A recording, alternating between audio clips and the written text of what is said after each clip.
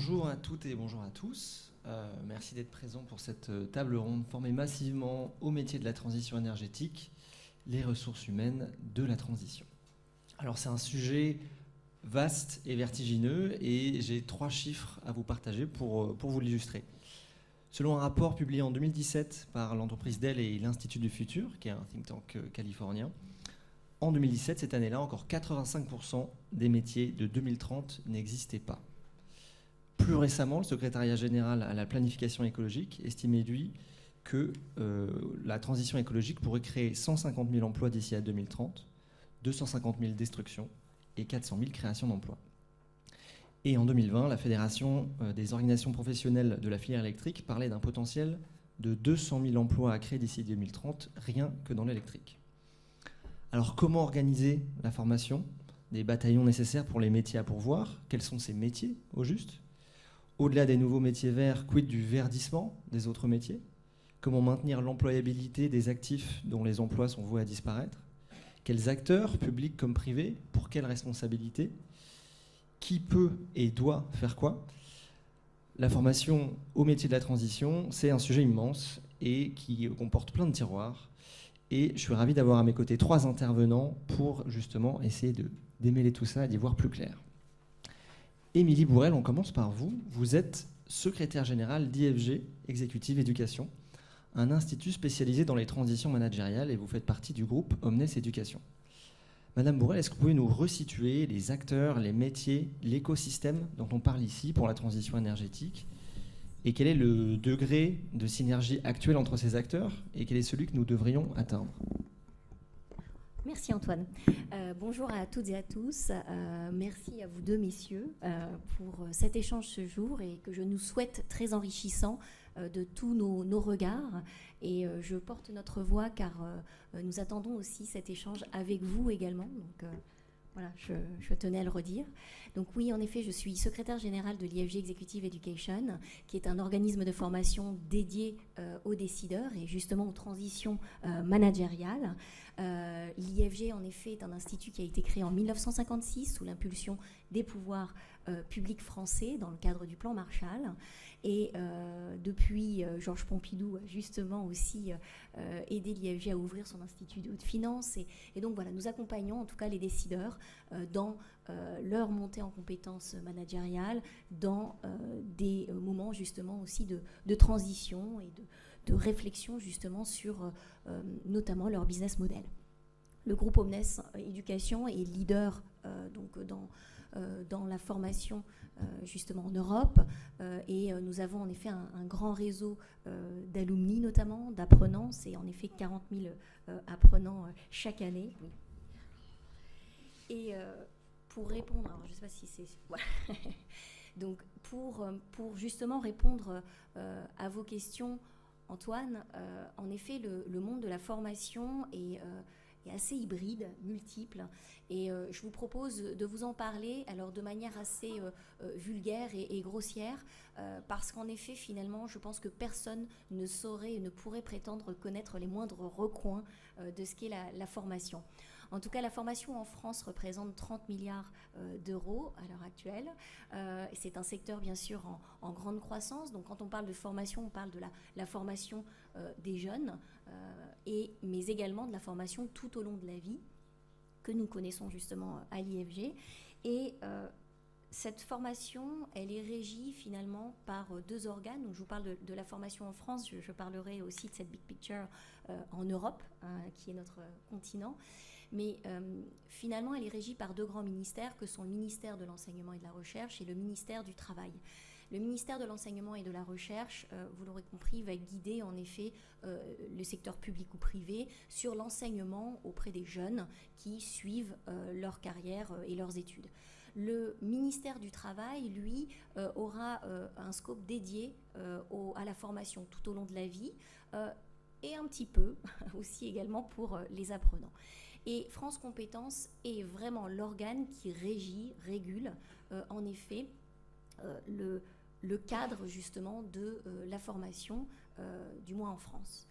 Ensuite, et je vais essayer d'être le plus simple possible par rapport à ce cadre de la formation, qui est encore une fois très complexe, mais si on parle finalement et on visualise ça en termes d'offres, de demande et de financement, puisque c'est quand même aussi le nerf de la guerre, eh bien on a en effet une offre qui va être déterminée bien sûr par des organismes de formation tels que nous sommes, mais nous sommes, et d'ailleurs l'IFG est partenaire aussi également des branches professionnelles et de ce qu'on appelle les OPCO. Donc les branches professionnelles, ce sont les entreprises réunies entre elles qui vont avoir des observatoires et vont observer justement l'évolution des métiers et des besoins en compétences pour leur secteur et ainsi pouvoir déterminer une politique justement de développement des compétences sur les territoires. Et donc l'offre est régie bien sûr par ces observatoires et puis donc de branches et également les observatoires d'OPCO. Les OPCO sont des organismes collecteurs auprès des entreprises et qui permettent notamment le financement. Donc les OPCO sont sur la veille des compétences, mais également dans le financement justement des formations. Les OPCO peuvent en effet aussi avoir des partenariats justement avec le privé sur des offres de formation qu'elles ont elles-mêmes déterminées. J'essaye d'être le plus simple possible. Bien entendu, n'hésitez pas à poser des questions après, mais je pense que c'est clé pour comprendre aussi tout le caractère compliqué de la formation et la nécessaire de massifier la formation aux métiers de demain et d'aujourd'hui. Donc l'offre, voici l'offre. La demande, vous l'imaginez bien, donc on en a parlé un peu avant, ce sont les étudiants, ce sont des professionnels, ce sont les entreprises des professionnels, ce sont aussi des personnes en demande d'emploi, en recherche d'emploi. Et puis ensuite, il y a ce grand pan qui est clé, que sont les financeurs. Et les financeurs, nous, on le constate à l'IFG, sont déjà en grande partie les entreprises qui, justement, accompagnent leurs collaborateurs. Et je le dis bien en termes de volume de chiffre d'affaires. Ça, je tiens à le dire, parce que c'est vrai que finalement, on n'a pas toujours cette vision. Je pense qu'en France aussi, on est très habitué à ces acteurs qui viennent nous aider à financer les formations et on peut perdre aussi la vision de la présence même et de l'appui même des entreprises qui, à mon sens, sont clés justement dans la massification des formations aux métiers futurs. Donc vous avez les entreprises et puis, comme je vous le disais, vous avez tout un dispositif étatique, donc au travers de France Compétences, qui est un organisme de tutelle, mais également les OPCO dont je vous parlais et les régions. Et je ne vais pas rentrer dans le détail des dispositifs régionaux, mais en tout cas, ce qui est certain, c'est que les territoires, les régions, ainsi que l'État et l'Europe, au travers d'un dispositif qui s'appelle le FNE, permet justement aux entreprises, mais également aux individus, de s'engager dans les formations et sans engager pleinement l'entièreté du prix, parce que le prix est le nerf de la guerre aussi. Donc voilà ce qui est finalement le cadre de la formation.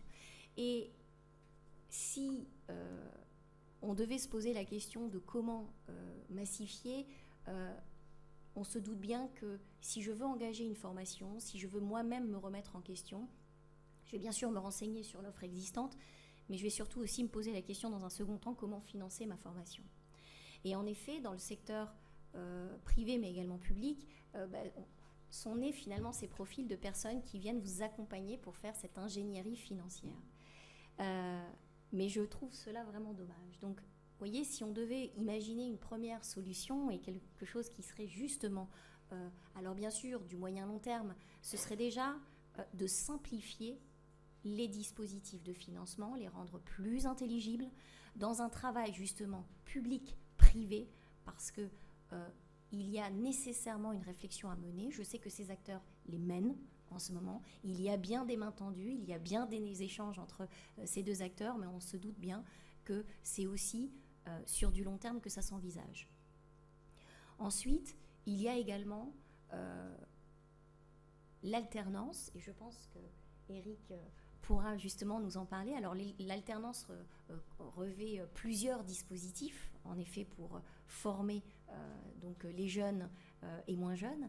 Mais ce qui est certain, c'est qu'à l'heure actuelle, c'est un dispositif qui a vraiment dopé le marché de l'emploi et sur les dernières années, et qui est clé et qui a permis justement pour les entreprises, de sécuriser justement des compétences en leur sein et par le biais justement de l'accompagnement de jeunes, par le biais de l'apprentissage notamment, Et finalement, qu'est-ce que pourrait être l'alternance? Peu importe et ce serait à réfléchir justement, le dispositif en lui-même, mais l'alternance tout au long de la vie, qui permettrait justement aux entreprises, qui permettrait aussi également à des organismes de tutelle comme Pôle emploi, et puis également le régulateur, France Compétences, de s'assurer justement de l'insertion des personnes dans l'emploi. Je pense finalement, et vous voyez finalement, je parle beaucoup des entreprises, parce qu'elles ont un rôle clé. On parlait des observatoires des métiers, mais finalement, les observatoires métiers sont faits par les entreprises. C'est par et dans les entreprises que se fait l'innovation, que se réfléchissent les nouveaux métiers, justement, de l'énergie, entre autres, mais l'ensemble des nouveaux métiers.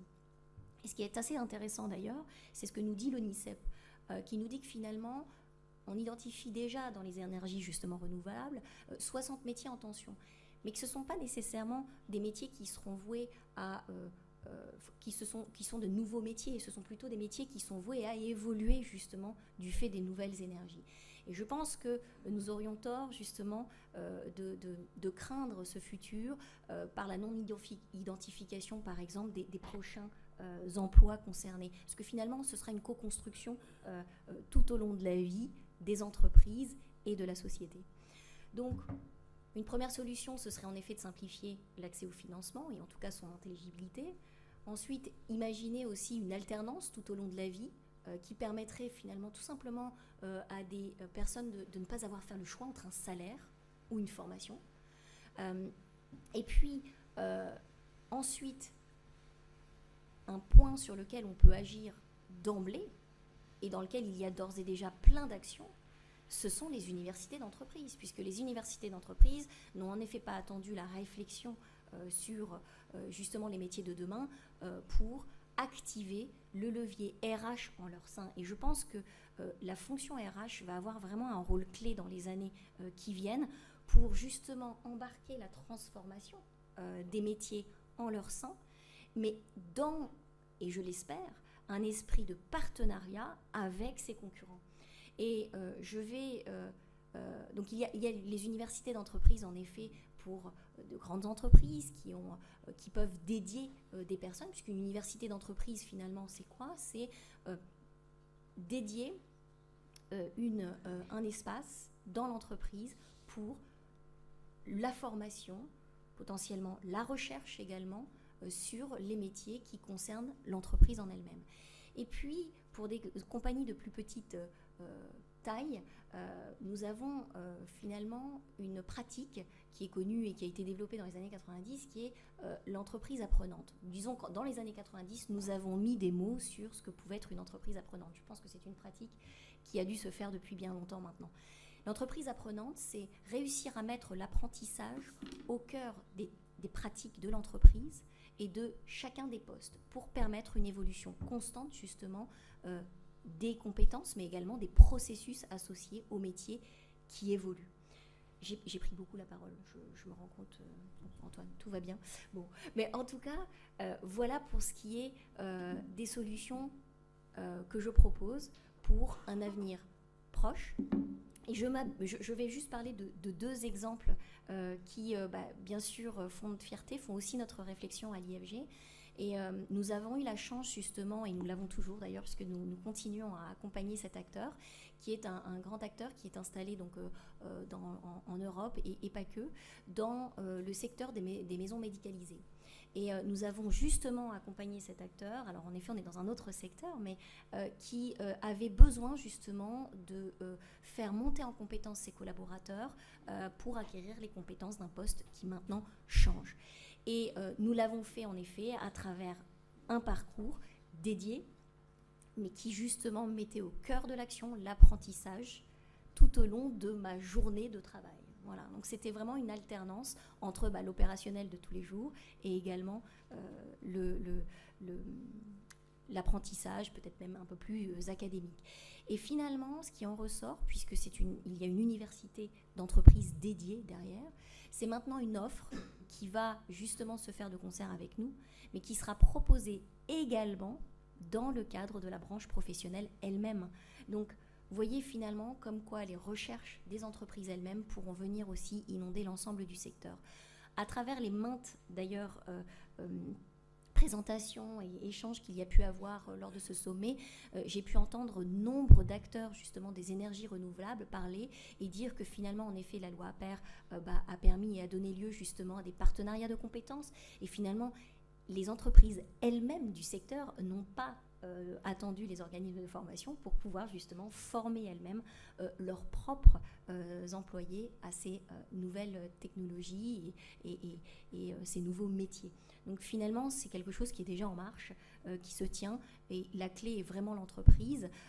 Et puis après, eh bien, en effet, les organismes de formation peuvent apporter la touche aussi de pédagogie et comment on mentore, comment on coach, comment on accompagne et comment on libère aussi la pensée. Parce que ça, c'est clé aussi, cette intelligence collective. Un dernier exemple est celui justement d'un grand constructeur automobile qui nous a sollicité dernièrement, qui a sollicité un ensemble d'acteurs de la formation. Et vous voyez, finalement, son projet, et j'en arrêterai là, mais son projet était justement de pouvoir former, dès le passage en CDI des apprentis qu'ils reçoivent, de les former ardemment, mais de leur dédier beaucoup de temps, donc c'est-à-dire d'investir directement sur eux et pour eux dans les métiers de demain et de leur métier, pour en faire finalement les ambassadeurs. Et finalement, pour l'instant, ce projet est en stand-by par la seule complexité des financements qui se présentent à eux. Et en cela, nous les accompagnons pour l'instant, justement, dans cette ingénierie. Donc vraiment, un point clé, c'est le travail commun, public-privé, parce qu'il y a nécessairement des synergies à avoir et des complétudes pour justement permettre de dérisquer des projets qui pourraient justement irradier et permettre la massification justement de la formation, notamment aux énergies renouvelables. Apprentissage à l'EPF. Alors vous me signaliez dans nos échanges qu'avant de devenir mixte en 1994, l'EPF signifiait École Polytechnique Féminine, et c'est votre établissement qui a formé les premières femmes ingénieures depuis 1925. Quels sont pour vous aujourd'hui les métiers en tension, les besoins à venir, quel est le changement à conduire et quelle différence d'approche voyez-vous comme nécessaire entre la formation initiale et la formation continue ? Merci Antoine. Alors pour répondre à la problématique des métiers en tension, notre approche va être double. Premièrement, il est important aujourd'hui de penser au métier de demain, c'est-à-dire dans 3 ans, mais pas seulement. Je suis convaincu que si on ne porte pas un regard à 5 ans, à 10 ans, on ne saura pas donc donner des ressources suffisamment d'approche globale et capable aujourd'hui de dessiner les futures innovations nécessaires à cette accélération de la transition. Donc il ne s'agit pas de former et d'avoir des programmes adaptés pour dans 2 ans, pour dans 3 ans, mais vraiment de mener une réflexion. Cette réflexion, je disais qu'il y avait une nécessité d'avoir une approche double, c'est qu'elle ne peut pas se faire sans les entreprises. Qui plus que les entreprises peuvent connaître les innovations qu'elles sont capables de développer, celles qui vont être accessibles dans 3-4 ans, et quelles vont être les compétences nécessaires pour pouvoir, non seulement pour les finaliser, les rendre opérationnelles, mais également les maîtriser. On parle de génération IA, on parle beaucoup de prédiction, on parle beaucoup de cela, mais qu'est-ce qu'on en maîtrise ? Aussi, l'approche donc métier en tension, elle est à la fois centrée sur un manque aujourd'hui de compétences à tout niveau, compétences des Bac+2, des bachelors, des ingénieurs et même de formation de plus haut niveau. Mais elle nécessite également d'imaginer donc les compétences à développer, et on ne pourra pas en tant qu'école le faire seul, auquel cas on imaginera et on ciblera seulement un besoin que l'on a pu imaginer, mais on ne pourra le faire qu'avec les entreprises. C'est pourquoi travailler sur ces problématiques-là, donc à l'école, nous tâchons de le faire en réunissant autour d'une table au moins une fois par an, donc des entreprises, et de façon aussi parfois plus fréquente en invitant des entreprises à venir présenter leurs besoins donc aux futurs élèves diplômés, de leur métier, d'en parler, d'expliciter aujourd'hui quels sont leurs projets, leurs besoins, de manière à ce que les apprenants puissent s'identifier par rapport à des thématiques, des enjeux, des défis et les défis de demain. Il est très important et là je me tournerai vers les instances de type commission d'éthique de l'ingénieur, peut-être d'avoir des cycles renouvelés beaucoup plus courts. On travaille à 5 ans. Mais ce qu'on prévoit cette année, qui peut rester figé pendant 5 ans, n'est pas du tout adapté aujourd'hui à l'accélération que nous connaissons. Donc, un travail est nécessaire aussi au sein de nos écoles pour prévoir les évolutions, anticiper, obtenir une marge de manœuvre et obtenir l'adhésion d'entreprises. Donc, pour pouvoir motiver ces pouvoirs-là, de nous permettre de rajouter des compétences, de pouvoir définir des trajectoires, voire même de se laisser le champ libre à répondre à telle ou telle demande. En France, beaucoup d'entreprises naissent. On peut appeler ça des start-up, on peut appeler ça des petites entreprises qui travaillent sur des thématiques extrêmement spécialisées. Et si on ne sait pas leur fournir, si on ne sait pas les suivre pour leur fournir des ressources, on n'arrivera pas à relever les défis. Donc, les métiers en tension, je pourrais en citer, mais vous comprendrez que l'approche, elle est plutôt sur les métiers en tension d'aujourd'hui, les métiers en tension de demain. On parle de 12 à 15 000 ingénieurs qui n'ont pas été de postes, donc qui n'ont pas été pourvus cette année. Bon, les fournir, je dirais, relève du défi, puisque nous n'avons pas ces élèves en entrant. C'est pas parce qu'il y a ce manque-là que c'est lié au fait qu'il peut y avoir des échecs ou pas dans les filières. Non, pas vraiment. C'est lié au fait qu'il faut aussi sensibiliser donc de la jeunesse sur les défis de demain. On parle de transition énergétique dans notre table ronde, mais on pourrait parler de défis sur l'environnement. C'est lié évidemment sur notre responsabilité sociétale à laisser un monde tel qu'aujourd'hui nous le modélons. Et pour cela, il était très très important de mon point de vue qu'on arrive à agir aussi tous ensemble, entreprises, parents, écoles, instances, de l'importance de doter donc notre système français, européen, des compétences futures. Comment on doit conduire donc les changements? J'ai entrouvert une grande brèche en disant qu'il y a un souci de spécialisation. Je crois qu'il faut se faire aider également de toute la branche entreprise professionnelle, car il y a quand même un gisement. Il ne faut pas penser que formation, c'est l'initiale, où on prend des jeunes, on les amène à des métiers, mais il y a un vivier en fait en entreprise d'hommes, femmes, d'expérience, capables d'appréhender de nouvelles compétences, d'appréhender de nouveaux métiers, et donc de permettre par la formation continue donc d'accéder en fait à des compétences pour servir le développement de leurs entreprises. D'où là aussi des actions vraiment nécessaires. C'est par le dialogue, encore une fois, avec les entreprises. C'est aussi, je pense, des partenariats à créer pour justement confronter élèves, donc futurs diplômés, en recherche de projets, et également entreprises en besoin d'aide pour mener quelques développements. Alors on développe très fort des projets donc de partenariat, de recherche et développement. Si je dois parler spécifiquement de l'EPF, on s'est très vite doté depuis 2018, pardon, je vais trop vite.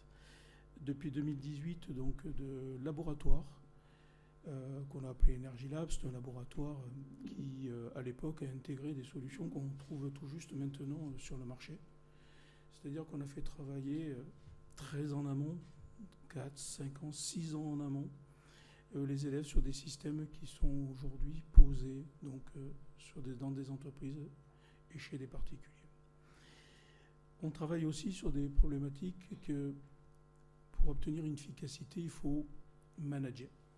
Il faut optimiser les fluides énergétiques. Je ne parlerai pas seulement donc, de photovoltaïque ici, ni de stockage, je parlerai vraiment de l'ensemble des fluides énergétiques qui, managés de façon optimisée, nous permettront demain d'être beaucoup plus efficients.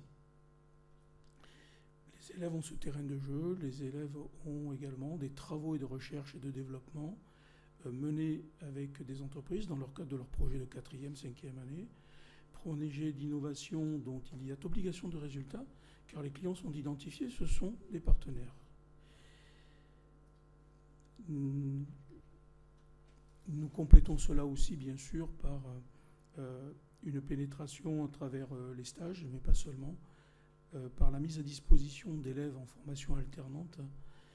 Et je pense que c'est vraiment une voie d'excellence sur 3 ans, sur 2 ans, sur 1 an, qui permet donc aux entreprises d'accélérer justement le changement et cette transition donc énergétique. Un recrutement d'un ingénieur aujourd'hui, il est opéré, on dit il manque des élèves. Le seul moyen, c'est d'aller les chercher. Et bien dans ce cas-là, encore en situation donc d'apprentissage, de manière à ce qu'ils suivent à la fois une montée en compétences relativement théorique quand même, mais également effectuent une montée en compétences professionnelles dédiée à un métier, dédiée à une entreprise, et qu'ils contribuent donc à améliorer le savoir-faire donc de nos entreprises. Je pense qu'il faut avoir aussi un regard international pour conduire ce changement. Les solutions non pas de rester dans notre microcosme français, mais ne pas hésiter donc à permettre aux étudiants, aux alternants de s'ouvrir sur l'Europe, s'ouvrir sur l'international, que de mieux que d'aller chercher un certain savoir-faire, de chercher des idées et ensuite de les déployer.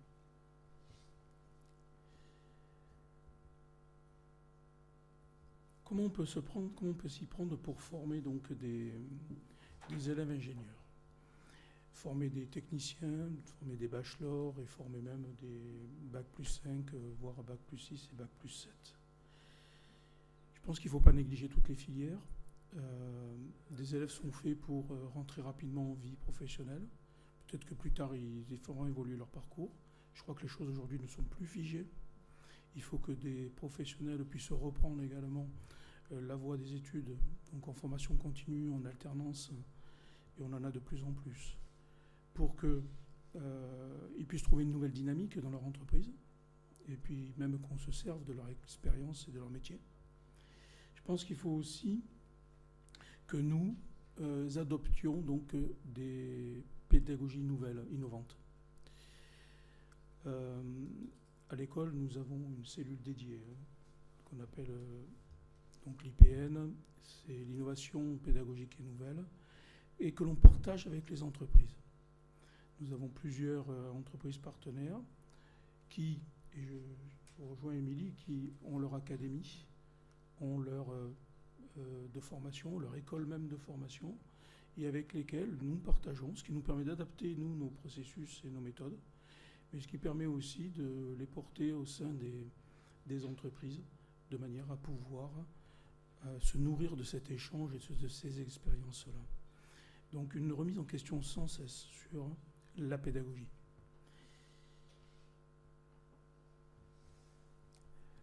Le défi de demain, ça sera donc dans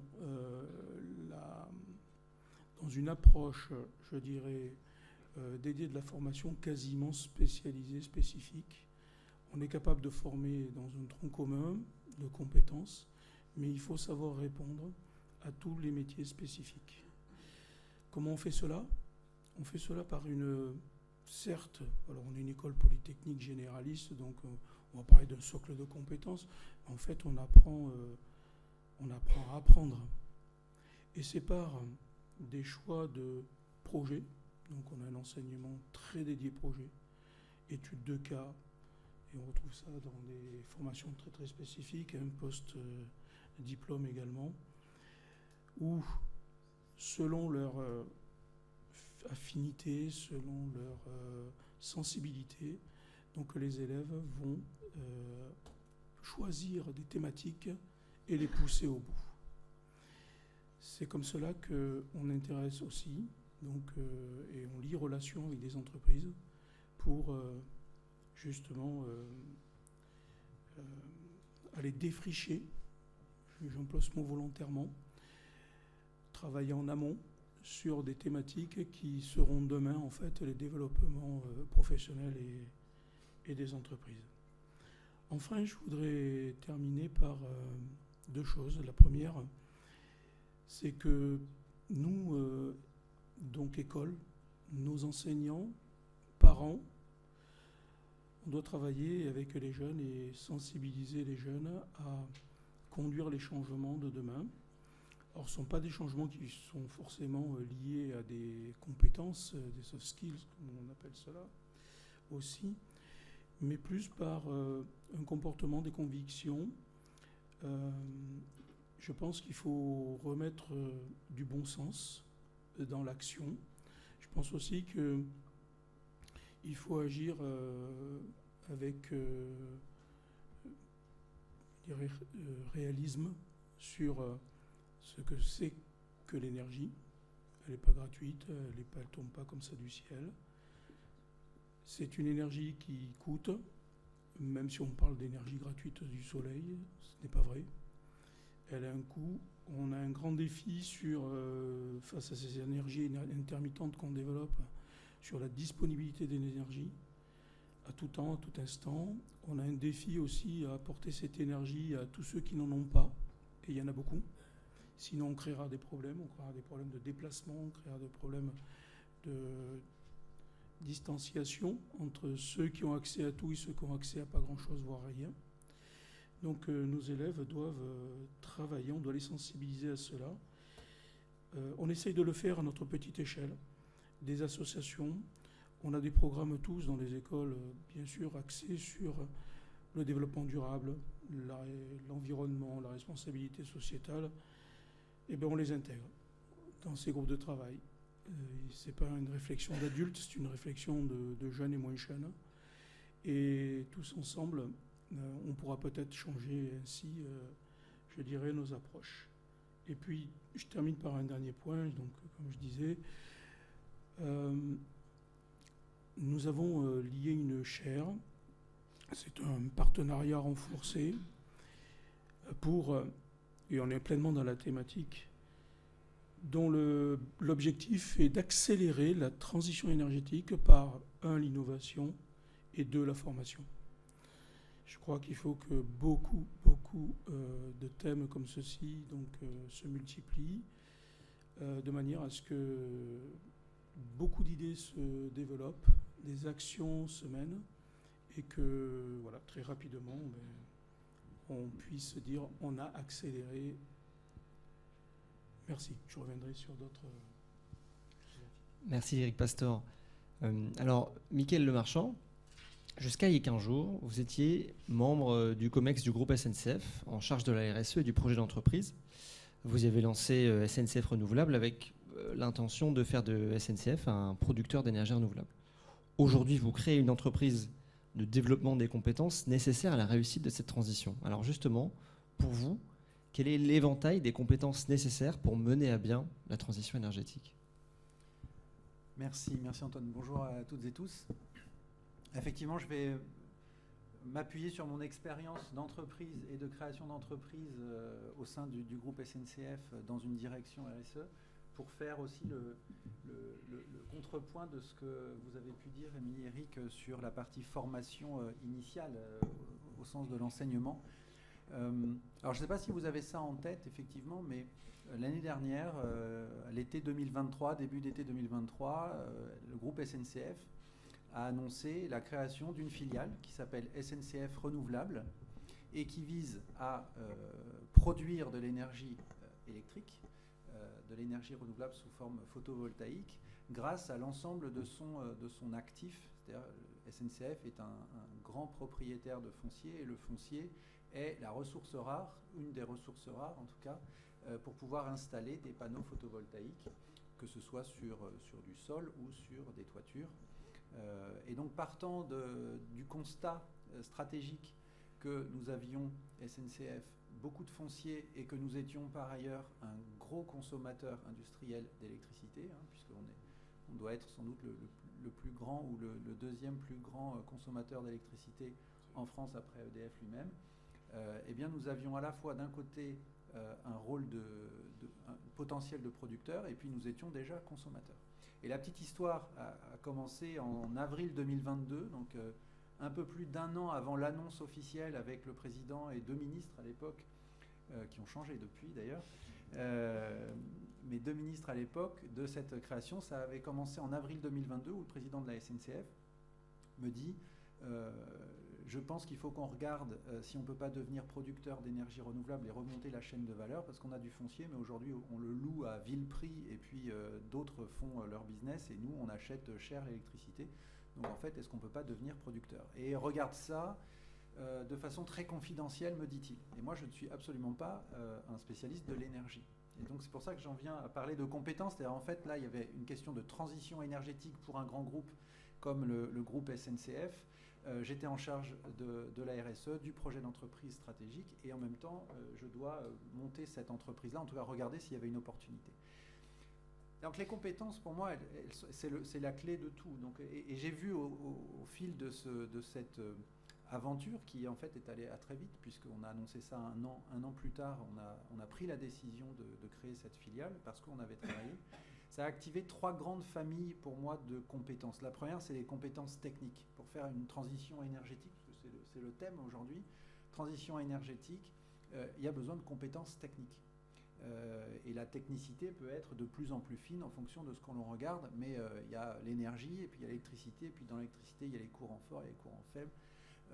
Bref, ça peut être très technique. Alors tout le monde n'a pas vocation à être un technicien avec des compétences pointues, mais en tout cas, il a fallu, dans cette aventure de création de SNCF Renouvelable, aller chercher des compétences à la fois techniques au sens électricité du terme, et puis techniques au sens financier dans le monde de l'énergie, par exemple, pour pouvoir espérer monter cette entreprise et contribuer à la transition énergétique, puisque le potentiel du groupe SNCF, c'est de devenir effectivement, avec tout cet actif-là, un acteur majeur, d'être sans doute dans les 3-4 premiers producteurs d'énergie renouvelable en France et de l'apporter à la collectivité, au territoire et au pays pour peser dans la transition du mix énergétique français.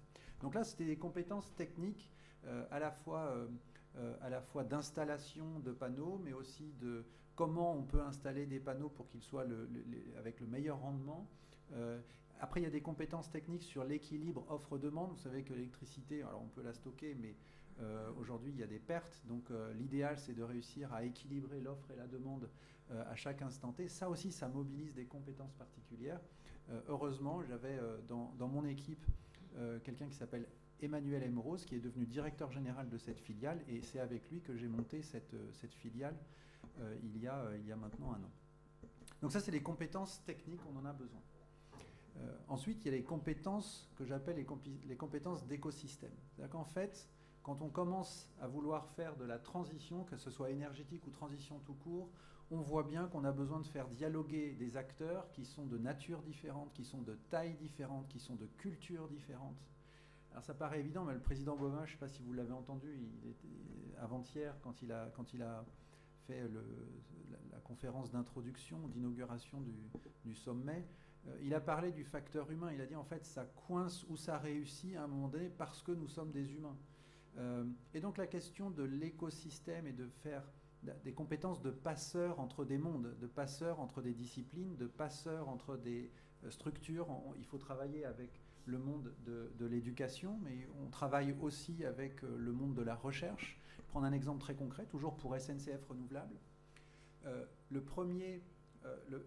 première phase de développement des SNCF Renouvelable, ça va être d'installer des panneaux photovoltaïques assez classiquement, soit sur des grands espaces de foncier, soit sur des toitures. Bon, c'est assez classique, c'est la technologie qui est disponible maintenant, qui est bien huilée, il faut réussir à s'approvisionner, à les installer, à les brancher. Bon. Mais ça, c'est la première phase parce que c'est avec la technologie qui est prête maintenant. Ce qu'on a identifié quand j'ai fait cette phase d'analyse stratégique pour pouvoir suggérer la décision d'y aller pour de vrai, c'est qu'on a vu qu'il y avait des relais de croissance potentiels à moyen terme. En l'occurrence, il y a un travail qui est fait aujourd'hui de recherche. Alors je pense notamment à la Compagnie nationale du Rhône, je pense à Super Grid Institute. C'est les acteurs avec lesquels on a travaillé en écosystème. On est devenu un partenaire de recherche avec ces acteurs-là pour développer une autre façon d'installer des panneaux photovoltaïques, à savoir des panneaux photovoltaïques verticaux, bifaces, sur des longs linéaires. Vous imaginez bien que quand on est un gestionnaire d'infrastructure comme SNCF, et qu'il y a 30 000 km de voies, alors certes on a du foncier, on peut installer des fermes photovoltaïques classiques, mais si on pouvait, avec un bon rendement, installer des panneaux photovoltaïques en longueur, comme ça, sur des dizaines de kilomètres, et capter l'énergie avec un bon rendement sans trop de pertes, alors c'est fabuleux comme potentiel. Alors pour la SNCF, mais en fait pour le mix énergétique français, puisque nous on est une entreprise française, on le fait pour l'intérêt général aussi. Ça n'existe pas encore. Il y a des travaux qui sont faits, il y a un prototype qui est fait le long du Rhône aujourd'hui, de 300 mètres de long, mais nous, pour que ça soit vraiment intéressant, il faut atteindre des distances de 30 km. Et 30 km de linéaire sans perte d'énergie, ça n'est pas encore industrialisable. Mais on pense que dans 5-6 ans, d'ici la fin de la décennie, ça sera possible. Là, typiquement, si je reviens à la question, les compétences, il faut réussir à travailler, à s'insérer dans un écosystème de recherche théorique, de recherche opérationnelle, intégrer des doctorants, intégrer un écosystème de recherche littéralement. Et ça, c'est des compétences aussi qui ne sont pas si naturelles que ça dans les entreprises en soi. Donc là encore, si on veut réussir une transition énergétique, mais notamment et puis une transition de façon générale, il faut réussir à avoir et développer ces compétences et les reconnaître en interne, sans quoi on aura moins de pertinence et de réussite dans nos transitions. Et puis la troisième grande famille de compétences, ça va de soi, mais là encore, ça renvoie au facteur humain, c'est le leadership et le management dans les transitions. Là encore, c'est un nouveau mode de pensée. Ce n'est pas évident. Je vais prendre un exemple très concret. Dans notre stratégie RSE, il y avait évidemment la question de l'usage raisonné et sobre des ressources, quelles qu'elles soient, l'énergie comme les autres. Et ça avait été d'ailleurs accentué ensuite, on l'avait mis dans notre stratégie dès 2021, et puis la crise, notamment de l'énergie et l'augmentation des prix, n'a fait que renforcer l'importance de ça. On consomme, SNCF, on consomme à peu près 9 TWh d'électricité, et dont 8 pour la traction des trains. Vous savez que les trains sont globalement électriques. TGV est à 100% électrique, Transilien est à 100% électrique, TER est à 55-60% électrique et en fait 40% encore thermique, et puis le fret est à 90% électrique. Donc en fait, ça explique pourquoi on consomme énormément d'électricité. Et ça explique aussi pourquoi le train est si décarboné. C'est le mode massif le plus décarboné. Mais toujours est-il que on peut toujours s'améliorer. C'est pas parce qu'on est décarboné qu'on ne peut pas s'améliorer. Et la question de la sobriété énergétique s'est posée très concrètement, par exemple, dans les gestes métiers de nos conducteurs de train. Conducteur de train, c'est comme quand on conduit une voiture. On peut être plutôt en conduite souple et on va consommer moins, et on peut être en conduite un petit peu plus nerveuse et on va consommer un peu plus. Mais sauf que quand la facture à la fin de l'année, c'est 8 TWh, hein, vous voyez bien que la conduite souple, ça commence à être intéressant de regarder comment on fait. Et comment on fait, mais vraiment de façon durable. Et c'est la même chose quand on gare les trains. Quand on gare les trains, en tant que voyageur, vous ne le voyez pas, mais à un moment donné, il faut que les trains, en fin de journée ou dans la journée, il faut les garer quelque part. Le geste métier historique, pour plein de raisons que je ne vais pas détailler, mais c'était de laisser le train sous tension, y compris la nuit. C'est-à-dire, vous savez, les pantographes, les deux grandes barres, là, ou la grande barre qui va se coller avec 7 ou 8 barres de pression au fil électrique pour pouvoir capter l'énergie et rouler. En fait, ça restait collé au fil électrique, à la caténaire, et ça restait toute la nuit. Alors ça avait un avantage, c'est que ça permettait d'éclairer le train pour les équipes de nettoyage la nuit, et donc voilà. Mais sauf que ça fait cher l'électricité, en fait, surtout quand son prix a fait x4, x5, x6. Et donc là, très concrètement, je parle des compétences là, de management de transition. Il fallait changer les gestes métiers historiques, c'est-à-dire depuis des décennies, de conducteurs de train. Ça, on n'y arrive pas en expliquant c'est comme ça, la facture est chère et maintenant vous allez changer. Ça ne marche pas comme ça. Et donc là, ça nécessite d'activer des compétences de transition et le manager et le leadership doit absolument activer des compétences ou les développer pour pouvoir avoir des résultats. Pour la petite histoire, je trouve très intéressant, et ça introduira le propos d'après, c'est non seulement on a réussi à changer, je prends l'exemple d'un atelier, un dépôt, donc une équipe de conducteurs au nord de Paris. L'enjeu, c'était quand même juste sur cet atelier-là, sur cette zone-là, c'était d'économiser jusqu'à 1 million d'euros par an, juste en changeant le geste métier pour ne pas rester alimenté toute la nuit quand ils sont garés, les trains. Non seulement donc on a fait tout un travail d'accompagnement de ce changement-là et du manager et des équipes, mais non seulement ils ont changé leur geste métier, mais ils ont changé leur geste tout court. C'est-à-dire qu'en fait, ils ont arrêté de faire ce qu'ils faisaient et de laisser sous tension les trains, mais on a constaté aussi les gestes les plus quotidiens, à savoir quand je quitte la salle, une salle de réunion, une salle de prise de pause, j'éteins la lumière. Pareil, en fait, mais on n'y avait pas pensé avant, très sincèrement, mais en travaillant sur un cas bien précis, métier, mais en le travaillant de façon méthodique, d'accompagnement réel, de changement de métier par l'expérience, alors on a constaté, c'était l'heureuse surprise de ce changement-là, c'est qu'en fait le changement des gestes, pas que uniquement des gestes métiers, mais des gestes tout courts, avait aussi opéré durablement sans qu'on l'impose ou sans qu'on le demande. Alors comment on a fait ça ? On a fait ça en travaillant sur les sciences cognitives, sur les freins et les leviers humains au passage à l'action et au changement. Parce qu'en fait, fondamentalement, c'est vrai pour l'énergie, mais c'est vrai pour toute transition, pour toute transformation, il faut qu'on réussisse à installer durablement de nouveaux gestes et de nouvelles pratiques. Et le passage à l'action, on sait très bien que c'est quelque chose qui est sans doute le plus dur, et le passage à l'action durable pour que ça dure.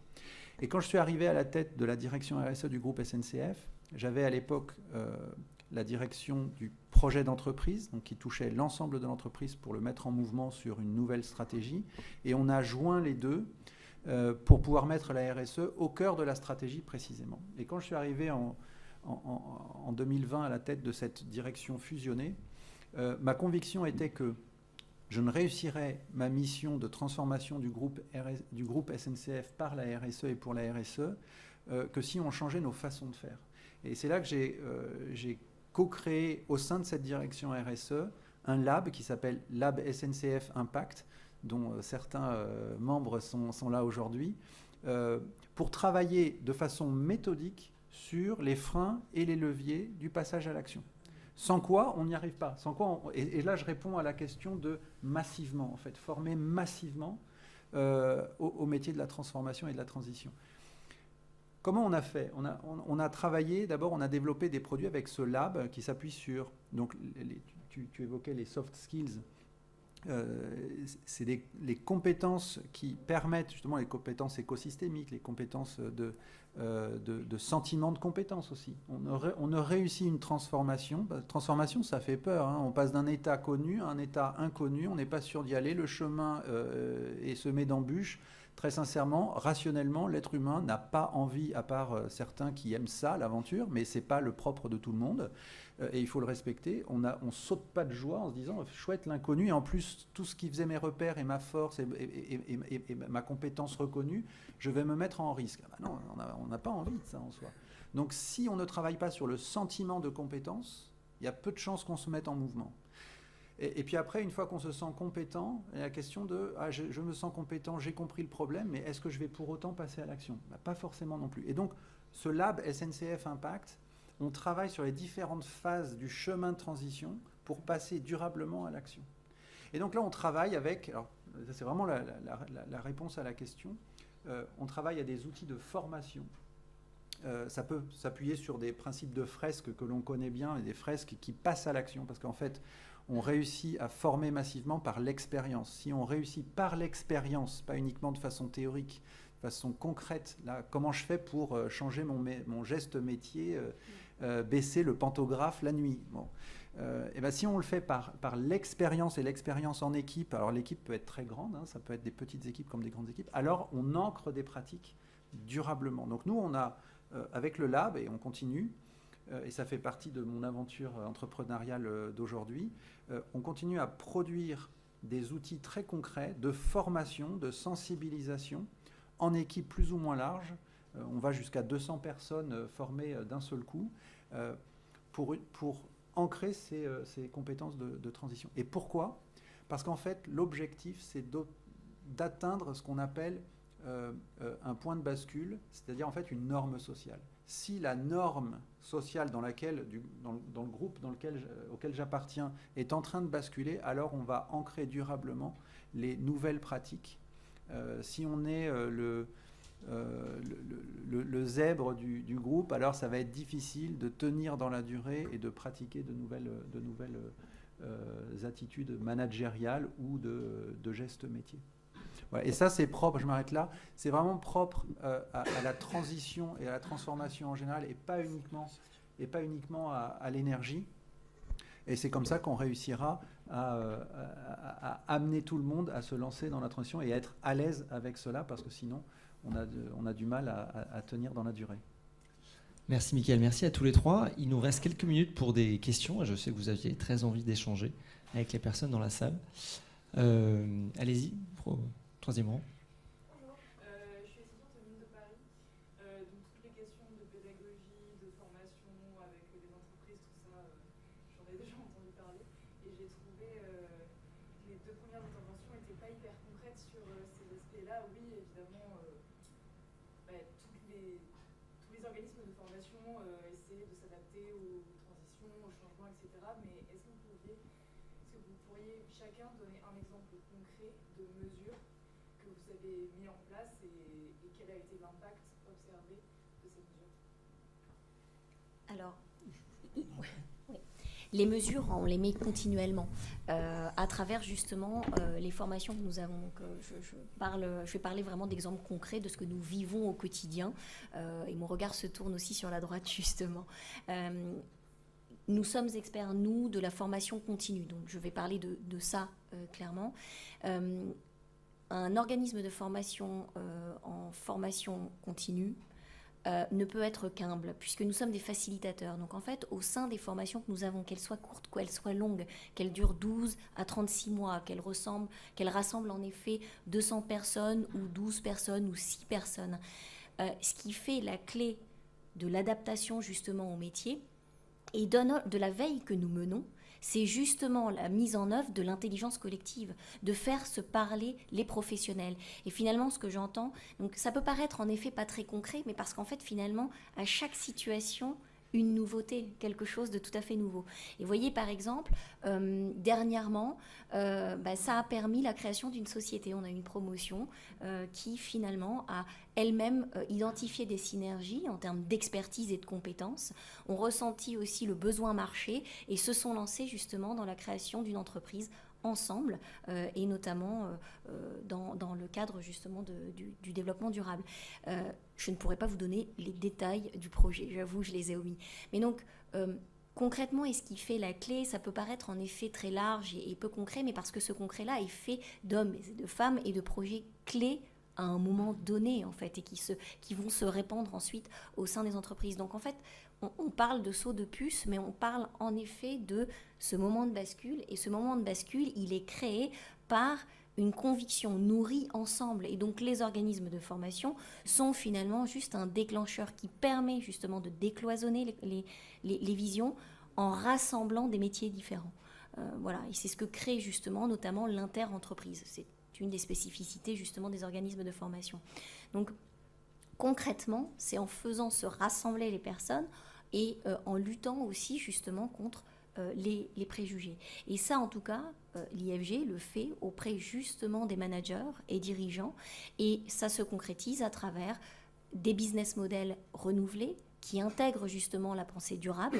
Et donc, ça va être, par exemple, dernièrement, un de nos managers de transition, justement, au sein, alors il a quitté maintenant, mais de Veolia, qui met une unité, en fait, sur un des territoires, je ne sais plus exactement quelle région, qui avait repensé l'ensemble, justement, du process et des mécanismes de retraitement des déchets, vous voyez, et qui, donc, du coup, a opéré à côté de ça. Et je ne saurais dire si après, au sein même de l'entreprise, les habitudes avaient changé, ne serait-ce que quand on...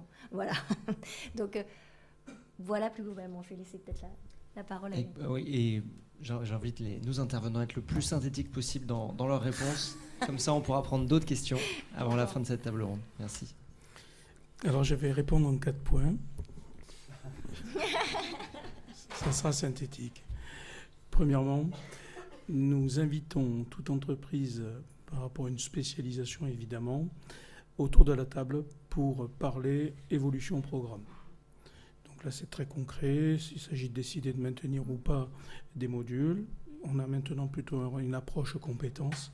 Et donc, on parle de compétences à développer. J'en ai parlé un petit peu, mais c'est très concret. C'est des entreprises qui sont conviées. Deuxième point, on répond aussi à la demande de formation quand, par exemple, dans un métier en tension, il manquait des techniciens plus, si on peut appeler ça, dans le domaine de l'énergie photovoltaïque, notamment pour assister des chargés d'affaires. Eh bien, on a créé un bachelor, tout simplement, à base d'une prépa technologique que nous avions. Et ces bachelors, 100% des élèves suivent ensuite leur dernière année en alternance en entreprise et répondent directement donc, à ce besoin-là. Troisième point, je vais évoquer très rapidement donc, la création d'un laboratoire. Premièrement, c'est un laboratoire qu'on a conçu avec les élèves dans leur projet d'innovation de 5e année et qu'on a conçu également, alors ça s'est étalé sur plusieurs années, donc le relais se passe, mais on l'a construit avec des partenaires. Ce laboratoire avait 2 vocations, la première, 2 et puis une troisième. La première, un démonstrateur, donc condition sine qua non d'un financement aussi remporté avec la région pour montrer au plus grand public, montrer aux entreprises qu'il y a des solutions et il n'y a plus qu'à. Deuxième point, avec des partenaires pour implanter des solutions à tester. Il ne nous a pas été facile d'implémenter par exemple des batteries sur des systèmes qui n'étaient pas forcément prévus pour aller avec telle autre marque de composants. Il s'agissait de résoudre des problèmes d'interopérabilité. Ça, ce sont des problèmes qu'ont les entreprises. Faire communiquer des éléments qui nativement ne sont pas des mêmes fabricants. Ça sert aussi de pédagogie. Pédagogie, donc pour nos élèves, de travailler sur des systèmes de fabricants. Nous avons également donc un 4e point. J'espère être assez succinct. Nous venons de monter une plateforme technologique pour une entreprise, le groupe Power, qui nous invite aujourd'hui, d'un nouveau système en fait d'intégration de toitures photovoltaïques industrielles, répondant aux nouvelles normes. Eh bien, ce produit n'est pas forcément encore complètement commercialisé. Nous faisons tous les tests nécessaires dessus. Et ce sont nos étudiants qui répondent à cette demande. Voilà, 4 points.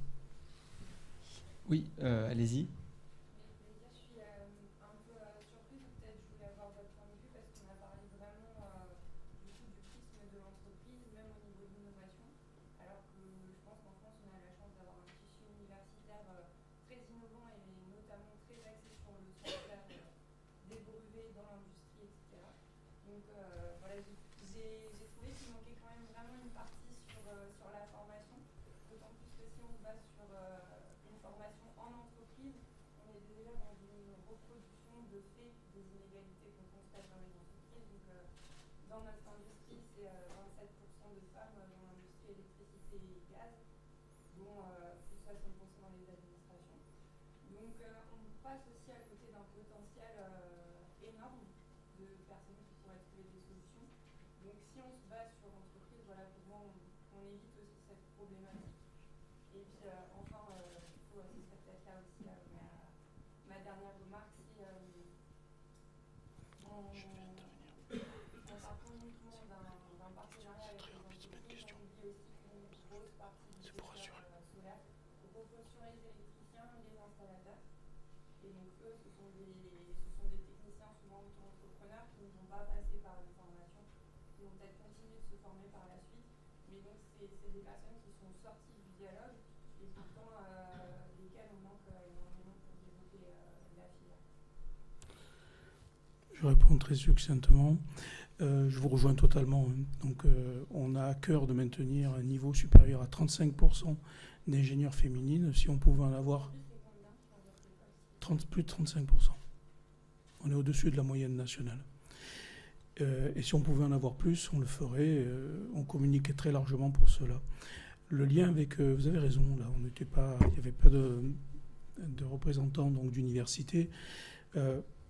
Notre école, mais comme beaucoup d'autres écoles, ont des enseignants formateurs, mais ont également des ingénieurs-chercheurs formateurs. Et le lien se fait par les laboratoires, qui sont la plupart du temps dans les universités. Et ce lien est permanent. Ce qui veut dire qu'il y a une collaboration, je dirais, effective, voilà, pour vous rassurer. Oui, et je ne suis pas rentrée dans les détails, mais en effet, la collaboration est constante, en effet, avec les universités et les IAE également. Je n'ai pas mentionné, en effet, le nombre de partenariats que nous pouvons avoir. Nous sommes, par contre, sur des métiers, en effet, des compétences transversales et non pas compétences en énergie renouvelable. Mais en effet, je confirme tout ce lien qui existe et depuis de nombreuses années. Il te reste le temps pour une dernière question, peut-être ? Je vais me présenter. Je suis Régis Solivet, je suis directeur d'une école d'ingénieurs qui s'appelle SuperEner, qui est dédiée aux énergies renouvelables. C'est une école interne à l'université de Perpignan, qui fait partie du groupe INSA. Donc je vois que je suis ici le seul du service public, on va dire, pour représenter l'éducation et l'enseignement supérieur. Et je voulais juste rebondir sur deux choses. Un, je vais juste dire qu'on est assez unique en France, puisqu'on est la seule école d'ingénieurs sur les 200 et quelques qui existent qui a le mot énergie renouvelable dans son titre. Et je vois que les écoles privées, elles sont extrêmement dynamiques. Et j'interviens à l'EPF à Montpellier, donc je connais très bien les collègues. Et je remercie même, je les félicite pour leur dynamisme, qu'on n'arrive pas à avoir dans le service public du fait, et c'est mon deuxième point, du financement qui est très mal orienté pour aider le service public à répondre à la question qui est posée là, la formation massive, puisque c'est dans le service public et aussi les écoles privées qu'on arrivera à former de façon massive. Tout à fait. La formation initiale d'abord, mais on fait aussi la formation continue. Mais c'est bien là le problème. Le nerf de la guerre. Le service public, d'avoir des financements, je pense à France 2030 en particulier. Et là, il faudrait arriver, et je suis d'accord avec vous quand vous parlez de l'implication des institutions, d'arriver à impliquer les institutions dans en fait cette problématique et là arriver à débloquer en fait un certain nombre de verrous comme le plafond d'emploi dans les universités ou les établissements publics et le financement de façon générale. C'est le nerf de la guerre en effet. Je vois qu'il y avait une dernière question. Allez-y. Merci. Merci. Je m'appelle Envera, je suis étudiant à l'EPF et en stage à la SNCF. Donc, et bientôt à l'IFG du coup. ouais, je suis désolé. J'ai deux questions. Je vais en poser une première pour Michael Lemarchand. Monsieur Passant vous a parlé des soft skills que vous avez aussi évoquées. J'aimerais savoir, est-ce que vous pensez que la RSE est la clé du changement et de la transformation en interne aux entreprises pour avoir une externalité positive? Ma deuxième question, c'est pour vous, Monsieur Pastor. Vous êtes responsable de l'apprentissage à l'EPF Montpellier. Vous savez mieux que tous que les ingénieurs sont des acteurs clés des transitions. avez une majeure énergie environnement qui nous prouve. Vous avez parlé aussi de la maquette pédagogique de la programmation, pas pour demain samedi, mais pour demain 10 ans. Je vous pose une question. Quelle est la place de l'éducation au changement climatique dans les écoles d'ingénieurs? Les élèves de l'EPS ont-ils suivi des cours de tronc commun sur la transition écologique? Et si je parle de tous les élèves de l'EPF, pas seulement de ceux qui se trouvent en majeure énergie environnement. On commence par qui? Allez-y, monsieur Pasteur. C'est une très bonne question. Je commence par la dernière. Elle est très bonne. Oui, aujourd'hui, et seulement depuis cette année, il y a un vrai travail, notamment avec les ateliers d'automne. Je ne sais pas si vous en avez entendu parler. Je ne me souviens plus de ton prénom. Rémi, merci. Les ateliers d'automne qui, aujourd'hui, sont imposés à toutes les troisièmes années. Donc, c'est rentré dans le cursus. Il y a un travail donc axé sur ces thématiques. Et je pourrais rajouter qu'elle est plus seulement réservée donc, à la majeure énergie environnement. Non seulement nous avons optionné d'autres formations pour traiter la problématique de la transition énergétique, je pense notamment aux spécialisations de type data engineering, également à tout ce qui est génie industriel, parce que l'industrie est forte consommatrice, a besoin d'enclencher également. 30% d'ailleurs des élèves qui suivent ces formations-là sont en entreprise sur des thématiques de transition énergétique, de transition numérique, de transition environnementale et d'amélioration continue. C'est le lot de toutes les façons aujourd'hui des missions qui sont confiées à des élèves. Donc il n'y a pas de cours de tronc commun de la transition écologique. Vous avez parlé Si. de temps, mais pas de cours. Il y a un cours, mais il est par campus, je dirais. Voilà. Et alors je m'occupe également de l'alternance au niveau des 4 campus de Montpellier. Enfin, 4 campus pardon, de l'EPF. On a un campus à Cachan, campus à Troyes, campus à Saint-Nazaire et Montpellier, puis également Dakar, mais c'est un cursus préparatoire. Et oui, nous avons donc l'ambition justement d'avoir un tronc commun, mais en 3e année de formation. Monsieur Le Marchand. Bon, j'ai 8 secondes pour vous dire que la barre Vollmaltine. La question, c'est est-ce que la RSE est la clé de la transformation des entreprises? Alors, moi, j'ai beaucoup pris la parole ces dernières années et je continuerai à le faire pour qu'on ne caricature pas la RSE, qu'on ne la chosifie pas. La RSE, en fait, on en parle comme si c'était un gobelet ou un téléphone. J'ai eu l'occasion de dire qu'on ne fait pas de la RSE. Il ne s'agit pas de faire de la RSE comme on fait du tennis entre 17 et 18 heures. Il s'agit d'être RSE, si on veut filer la métaphore, c'est-à-dire en fait être responsable. Donc la RSE, c'est l'affaire de tout le monde au sens où on voit bien que le modèle aujourd'hui économique de nos sociétés, globalement, n'est pas durable au sens littéral du terme. C'est-à-dire qu'on ne peut pas tirer les cases, les formules du tableau Excel indéfiniment parce qu'il y a une finitude des ressources, parce qu'on est en train de dégrader et atteindre des points de bascule qui font que le monde ne sera pas le même et que ça va avoir des conséquences absolument considérables en centaines, voire en milliards d'unités pour les êtres humains. En gros, ça, ce n'est pas une opinion, c'est-à-dire qu'il faut regarder ce qui se passe. Après, à nous de faire ce que l'on veut en faire de cette information. Mais ce qui est sûr, c'est que les législations commencent à se durcir et il y a des obligations. Je ne parle même pas d'éthique, mais on va parler d'obligations réglementaires et législatives qui pèsent sur les acteurs économiques, à commencer par les entreprises. Et donc, ça relève de la responsabilité du mandataire social et donc de l'ensemble des dirigeants et dirigeantes par délégation que d'être à la hauteur de ses responsabilités. C'est pour ça que la lettre la plus importante de RSE, c'est le R de responsabilité. Si en responsabilité, nous devons changer notre métier. C'est déjà difficile d'être un dirigeant d'entreprise ou un leader politique, et ça l'est encore plus puisqu'on a des paramètres nouveaux qui rentrent dans l'équation, paramètres sociaux, paramètres environnementaux, et tout ça se décline en plein de paramètres. Enfin, tout ça est d'une complexité sans nom, mais c'est notre responsabilité que de faire tout ce qu'il est possible de faire dans le champ de contraintes que l'on a pour pouvoir être à la hauteur. Ça prendra du temps, d'où le mot de transition, mais il faut le faire.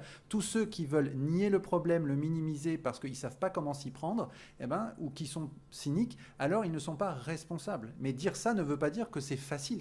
Je pense que c'est le défi le plus grand que l'humanité est à traiter. Mais encore faut-il être lucide sur le diagnostic et y aller sincèrement, méthodiquement, dans la limite de ce que l'on peut. Mais le statu quo n'est pas possible. C'est ça, être responsable. Donc la RSE n'est pas la clé de la transformation parce que ça dépend de ce que l'organisation veut faire.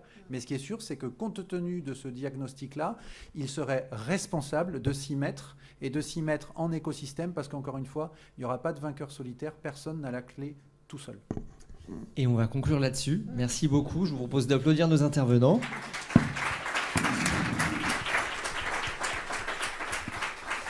Et on va libérer la salle pour la prochaine table ronde. Merci à toutes et à tous.